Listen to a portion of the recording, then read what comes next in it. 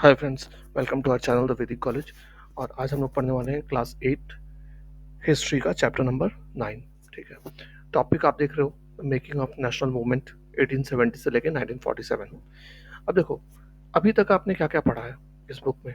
आपने पढ़ा ब्रिटिशर्स ने किस तरीके से टेरिटरीज को जीता, है ना, और अपनी एक किंगडम टाइप की बना ली।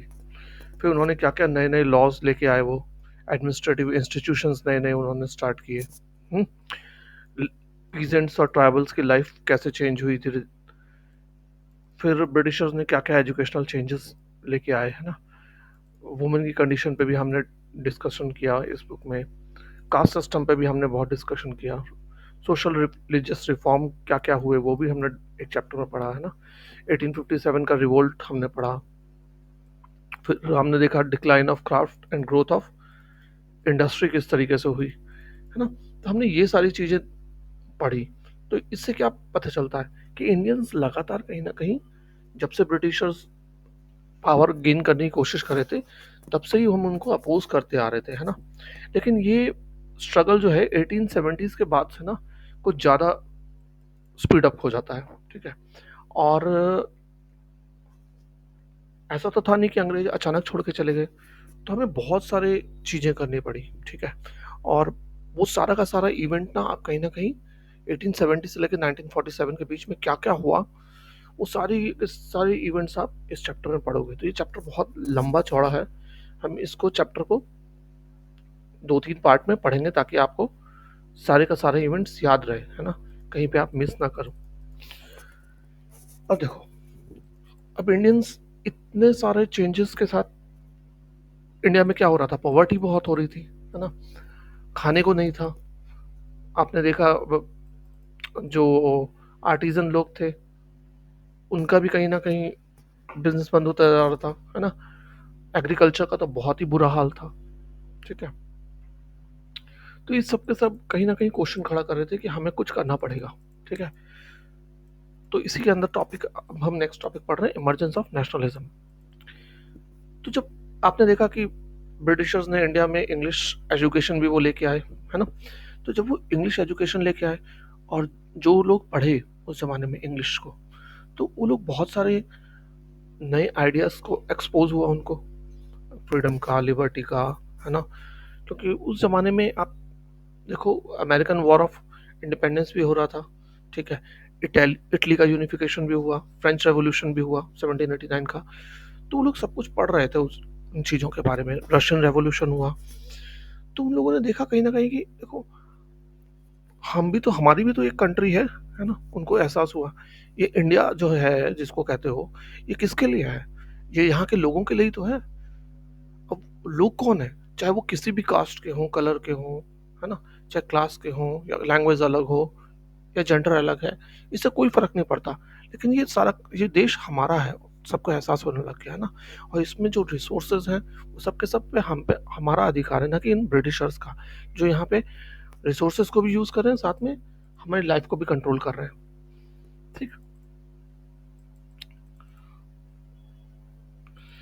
तो जब लोगों को ये चीजें समझ में आने लग गई, तो लोगों ने क्या किया, धीरे धीरे पॉलिटिकल एसोसिएशन बनाने लग गए ये लोग, है ना।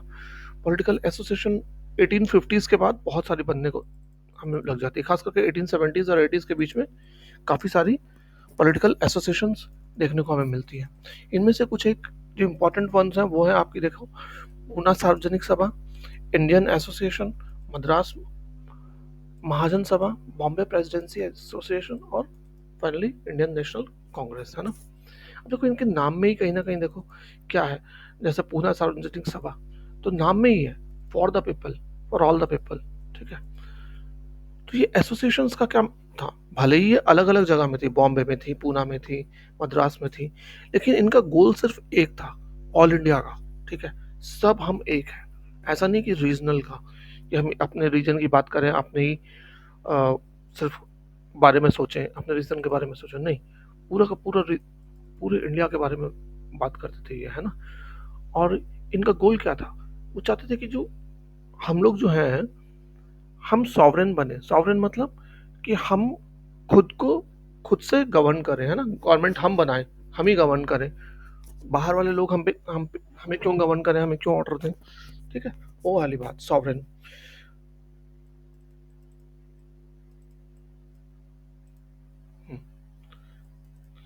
अब कुछ एक पॉलिसीज भी अंग्रेज लेके आए इस ड्यूरेशन में, जिसने कि इन पॉलिटिकल एसोसिएशंस को भी कहीं ना कहीं ज़्यादा हेल्प की। फॉर एग्जांपल 1878 में वो आर्म्स एक्ट लेके आए, जिसमें इंडियंस को आर्म्स रखना अलाउड ही नहीं था। ठीक है, ब्रिटिशर्स रखते थे लेकिन इंडियंस को अलाउड नहीं था। ठीक। फिर उसी जमाने में वो लेके आए vernacular press act. Vernacular press act में क्या था कि ब्रिटिशर्स ने ब्रिटिशर्स ने क्या किया कि उस जमाने में पेपर्स बहुत सारे आते थे, उन पेपर्स में ना अंग्रेजों की गलत पॉलिसीज के बारे में बहुत कुछ लिखा जाता था, है ना। और लोगों को समझाया जाता था कि देखो अंग्रेज गलत कर रहे हैं, हमें आवाज़ उठानी चाहिए, हमें एक होना चाहिए। हमेशा से पेपर सोर्स ऑफ इंस्पिरेशन था। अब अंग्रेजों को समझ में आया कि ये प्रेस को कंट्रोल करना बहुत ज़रूरी है, वरना कभी भी रिवोल्ट हो सकता है हमारे खिलाफ। तो इस चलते वो लोग वर्नाकुलर प्रेस एक्ट लाए। वर्नाकुलर मतलब होता है लोकल लैंग्वेज। ठीक है, लोकल लैंग्वेज में जो पेपर छपते थे, फॉर एग्जांपल बंगाली में, उड़िया में, पंजाबी में, हिंदी में, है ना, इन सब के खिलाफ। इंग्लिश में नहीं, वर्नाकुलर लोकल लैंग्वेजेस के लिए। ठीक है। और इसके तहत वो क्या करते थे, जो भी पेपर पकड़ा गया ऐसा करता हुआ, वो उनकी प्रिंटिंग प्रेस ले जाते थे, है ना, और सारा का सारा सामान उनका उठा के ले जाते थे, उनकी फैक्ट्री वगैरह पे ताला मार देते थे। फिर 1883 में एक और जबरदस्त चीज हुई, एक इल्बर्ट बिल लाया गया। ठीक है, वो इल्बर्ट बिल लाया तो इस अच्छे के लिए गया था कि पहले क्या होता था कि अंग्रेजों के मान लो अंग्रेज ने कोई क्राइम किया, ठीक है, तो वो उसको सिर्फ और सिर्फ ट्रायल कौन कर सकता था, अंग्रेज ही कर सकता था, जज, सिर्फ अंग्रेज जज कर सकते थे। अब उस जमाने में इंडियन जज भी होते थे, लेकिन वो क्या करते थे, अगर अंग्रेज ने कोई क्राइम किया है तो सिर्फ अंग्रेज जज ही उसको ट्रायल करेंगे, इंडियन जज नहीं कर सकते। ठीक है, ये था पहले। तो फिर उस जमाने के वाइसरॉय ने किया कि नहीं नहीं, हम एक ऐसा बिल लाते हैं कि जिसमें इंडियन जजेस को भी पावर होगी, वो ब्रिटिशर्स को ट्रायल कर सकता है। ठीक है, लेकिन ये फिर जो वाइट लोग थे, ब्रिटिशर्स थे, उन्होंने रिवोल्ट कर दिया भयानक तरीके से कि नहीं हम नहीं मानेंगे जी, हम नहीं मानते, ऐसा कैसे तुम ये कर रहे हो। तो ब्रिटिशर्स के दबाव में आकर के गवर्नमेंट ने वो बिल वापस ले लिया। अब जब बिल वापस ले लिया तो एक तरीके से इंडियंस की बेइज्जती थी, है ना, कि वो नहीं मानते कि भाई जो पढ़े लिखे जज भी हैं इंडियंस, उनको नहीं है अलाउड ब्रिटिशर्स को जज करने का। तो ये सीधा सीधा रेशियल एटीट्यूड था, है ना। तो इस तरीके से लोग समझ तो रहे थे। अब आवाज उठने लगी, कोई ना कोई हमारा एक, अब देखो पॉलिटिकल एसोसिएशंस बहुत सारी थी इंडिया में, है ना, हर जगह थी, लेकिन एक ऑल इंडिया लेवल की पॉलिटिकल एसोसिएशन की डिमांड बहुत ज़्यादा बढ़ने लग गई। तो 1880 में 1885 में जाकर के ऑल इंडिया कांग्रेस की, इंडियन नेशनल कांग्रेस की बैठक होती है बॉम्बे में दिसंबर 1885 में, जहाँ पे 72 डेलीगेट्स आते हैं पूरे कंट्री से। ठीक है, और इनमें जो अर्ली लीडर्स थे वो, उनके नाम थे दादा भाई नारोजी, फिरोज शाह मेहता, बदरुद्दीन तैयब जी, डब्ल्यू सी बैनर्जी, सुरेंद्र नाथ बैनर्जी, आर सी दत्त, सुब्रमण्यम अय्यर, है ना, ये सब थे। अब ये लोग ज़्यादातर बॉम्बे और कलकत्ता से थे, मैक्सिमम लोग। ठीक, मद्रास से भी थे कई लोग, लेकिन ज़्यादातर बॉम्बे कलकत्ता से थे। इनमें से एक नारोजी थे, वो बिजनेसमैन थे और पब्लिसिस्ट भी थे। और वो कलकत्ता लंदन में भी रहते थे, वो ब्रिटिश पार्लियामेंट का हिस्सा भी थे एक टाइम में, और उसने यंग नेशनलिस्ट को बहुत मोटिवेट किया। ठीक है, जब इंडियन नेशनल कांग्रेस बनी तो उसमें एक ब्रिटिश रिटायर ऑफिसर भी आया, जिसका नाम था एओ ह्यूम। ठीक, उसने भी बहुत मदद की। वो और भी इंडियंस को लेके आया अलग अलग कंट्री के पार्ट्स से, इंडियन नेशनल कांग्रेस में उसने उनको मेंबरशिप दिलवाई। ठीक, a nation in the making. अब देखो, जब कांग्रेस बन गई तो कांग्रेस क्या हुआ, शुरू शुरू में ना, शुरू के 20 ईयर्स 1885 से लेकर 1905 तक कहीं ना कहीं कांग्रेस का बोला जाता है मॉडरेट फेज है। मॉडरेट फेज क्यों, क्योंकि उस जमाने में ना जो कांग्रेस थी वो एग्रेसिव नहीं थी, है ना। वो क्या करती थी, ब्रिटिशर्स को अपील करती थी, रिक्वेस्ट करती थी, है ना, मतलब एग्रेसिव वे में वो कोई भी एक्शन नहीं लेते थे ब्रिटिशर्स के खिलाफ। उनका ऐसा करने का मकसद क्या था? क्योंकि वो मानते थे कि देखो ब्रिटिशर्स जो हैं वो बड़े पढ़े लिखे लोग हैं, और इनके अपने देश में और यूरोप में बहुत सारे रेवोल्यूशन वगैरह हुआ है, तो अगर हम अपनी बातों को इनको लिख के दें, अपने डिमांड्स दें, तो ये कहीं ना कहीं मानेंगे। वो इस फिलॉसफी पे काम करते थे। ठीक। इनकी डिमांड्स क्या होती थी?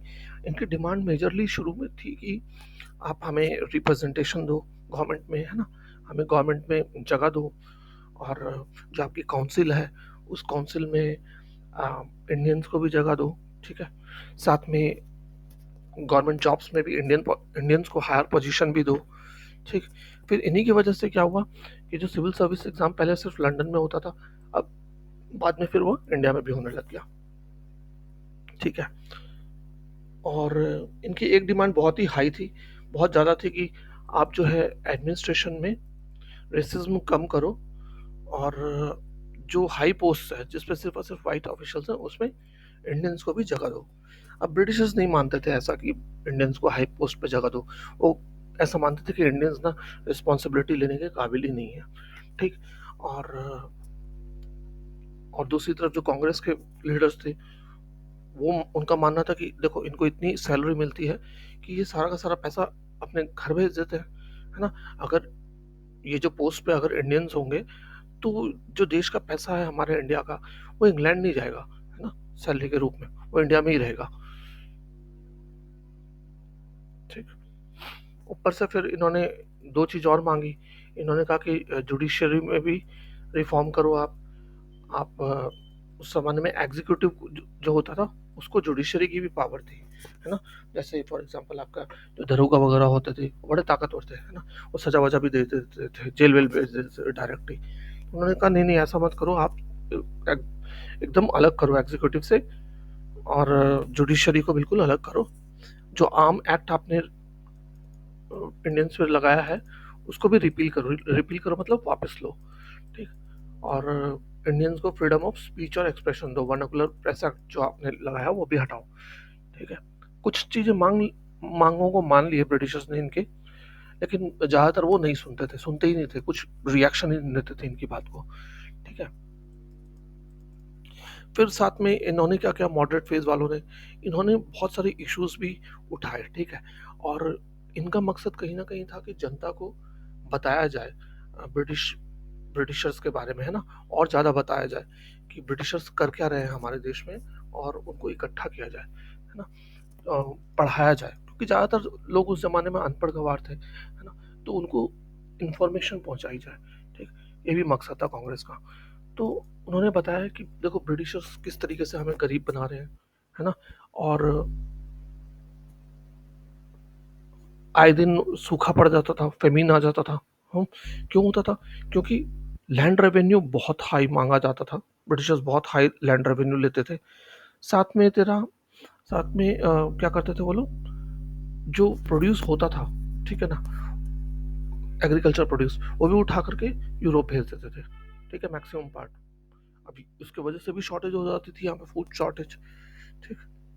तो कांग्रेस लगातार डिमांड करती रही कि तुम जो है सॉरी, रेवेन्यू को रिड्यूस करो, लैंड रेवेन्यू को, प्लस आप इस जो मिलिट्री का खर्चा करते हो वो भी कम करो।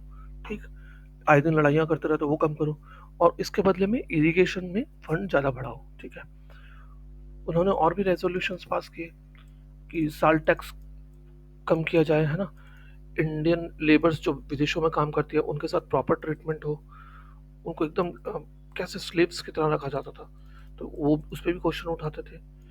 ऊपर से जो फॉरेस्ट ड्वेलर्स, जो आपके ट्राइबल लोग थे, उन पे तो दुनिया भर के आपने पढ़ा है, जैसे कि मैंने बताया था पहले चैप्टरों में आपने पढ़ा है, तो दुनिया भर के रेस्ट्रिक्शंस लगा दी थी उन्होंने, है ना, क्योंकि फॉरेस्ट से उनको बहुत मुनाफा था, तो जो ट्राइबल्स थे फॉरेस्ट में रहते थे उनकी लाइफ इन्होंने बहुत दिक्कत कर दी थी।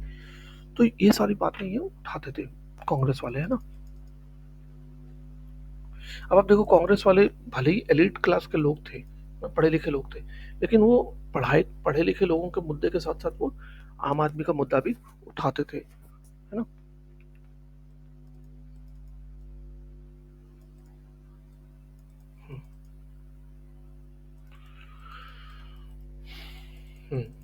फ्रीडम। फिर देखो धीरे धीरे क्या होता है, अब जो कांग्रेस के अंदर के ही लीडर्स थे उनको लगा यार कि हम ना इतना इनको जो ब्रिटिशर्स हैं इनसे इतनी रिक्वेस्ट करते हैं, हम इतने एप्लीकेशंस डालते हैं, बट ये हमारे कई बार रिस्पांस नहीं देते हैं, या रिस्पांस देते हैं तो बहुत कम रिस्पांस देते हैं, है ना। तो ये गलत तरीका है हमारा। कई लोग मानते थे, कई लीडर्स मानते थे, उनमें से जो मेजर लीडर्स थे वो थे आपके कौन, आ, बिपिन चंद्रपाल, बाल गंगाधर तिलक, लाला लाजपत राय, है ना। इन लीडर्स को क्या बोला जाने लग गया, रेडिकल लीडर्स, ठीक है। हिंदी में अगर बोले तो ये गर्मपंथी थे, और कुछ लोग क्या थे, नरमपंथी, ठीक। तो रेडिकल लोग चाहते थे कि हम ये मेथड्स बंद कर दें, मॉडरेट्स का मेथड जो है पॉलिटिक्स ऑफ प्रेयर, ये बंद कर दिया जाए, ठीक है। और हमें खुद से स्टेप्स लेने पड़ेंगे, और हमें कंस्ट्रक्टिव वर्क करना पड़ेगा, सेल्फ रिलायंट होना पड़ेगा, और कंस्ट्रक्टिव वर्क करना पड़ेगा, ठीक है। हमें अपनी स्ट्रेंथ को खुद से अ, मजबूत बनाना पड़ेगा एक बार फिर से, और ना कि हमें डिपेंड करना पड़ेगा कि हाँ भाई गवर्नमेंट हमारे लिए कुछ अच्छा करे, ठीक। हमें अपना स्वराज खुद से छीनना पड़ेगा इनसे, ठीक है।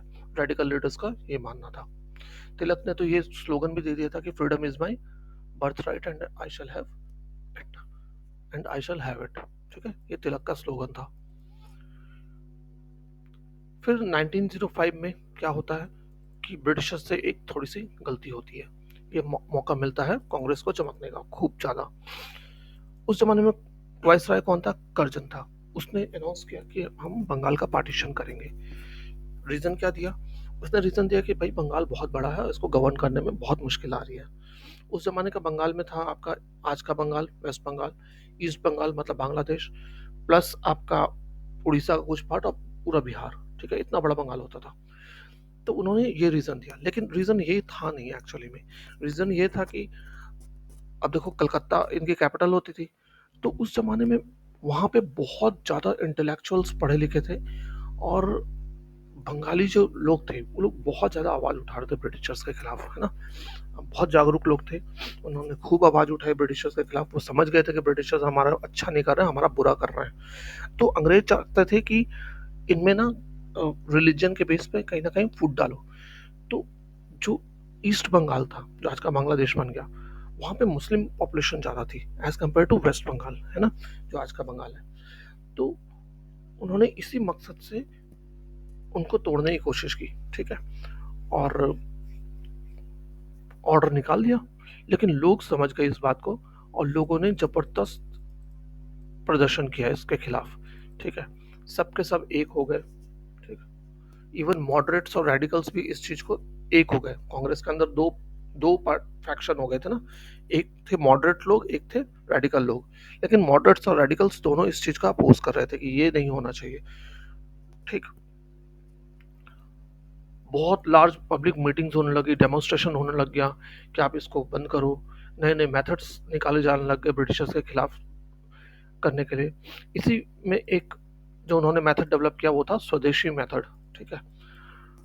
स्वदेशी मेथड को आंध्र प्रदेश में वंदे मातरम मूवमेंट के नाम से भी जाना जाता है, ठीक है। इसमें ये क्या करते थे स्वदेशी में, स्वदेशी में ये लोग एक तो अंग्रेजों के कपड़े वपड़े इन्होंने जलाए खूब, ठीक है। अंग्रेजों का जो भी चीज़ था, चाहे स्कूल था उसका बॉयकॉट किया गया, ठीक है। और कपड़े कपड़ों का बॉयकॉट किया गया उनके, ठीक है। शराब की दुकानें पे कोई नहीं जाता था, शराब की दुकानों को आग लगा दिया गया, ठीक है। तो इस तरीके से, और इंग्लिश का यूज बंद कर दिया गया, ठीक।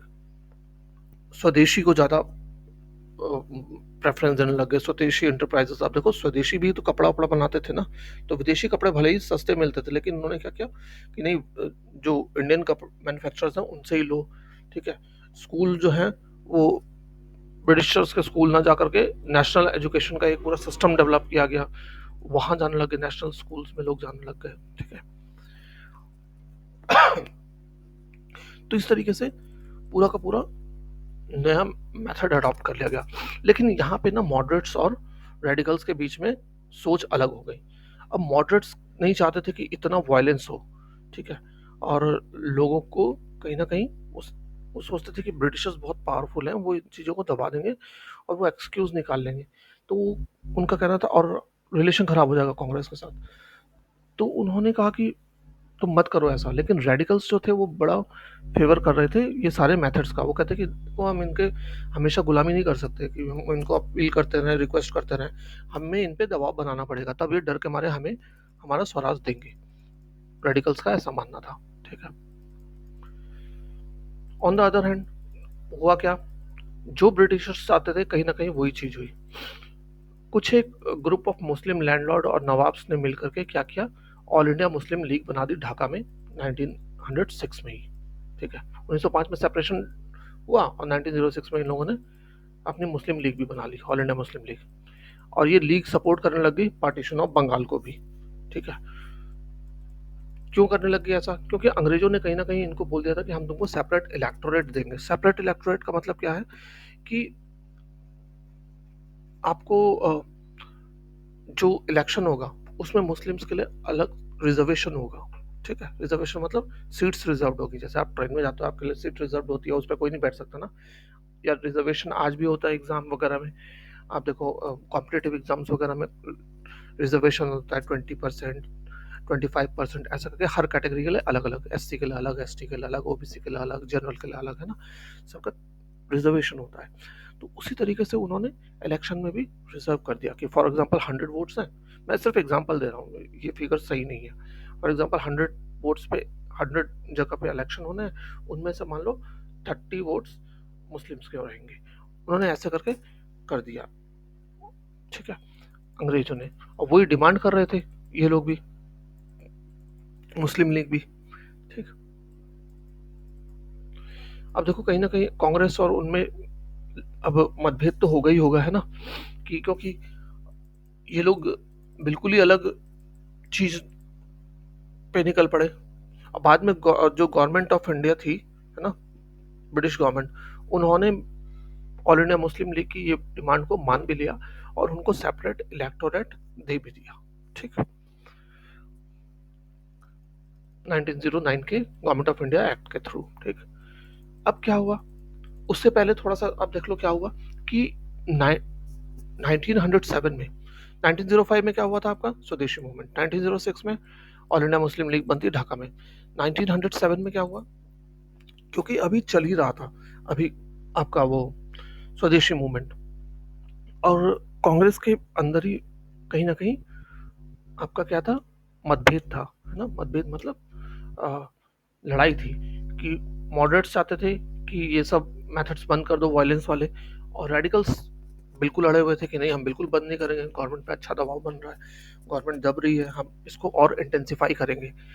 तो इस चीज को लेके दोनों में क्या हुआ, सेपरेशन हो गया, और उसको हम बोलते हैं कांग्रेस का स्प्लिट, ठीक है, 1907।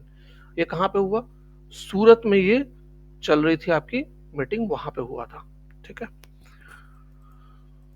तो जब स्प्लिट हो जाता है तो काफी सालों तक फिर ये जो रेडिकल्स थे वो बाहर चले जाते हैं, इन्होंने अपने बहुत सारी चीजें की, वो आप आगे पढ़ोगे, ठीक है। तो निकल के उन्होंने बहुत सारी चीजें की, अपनी अलग रेडिकल पॉलिसीज फॉलो किए, ठीक है ना। और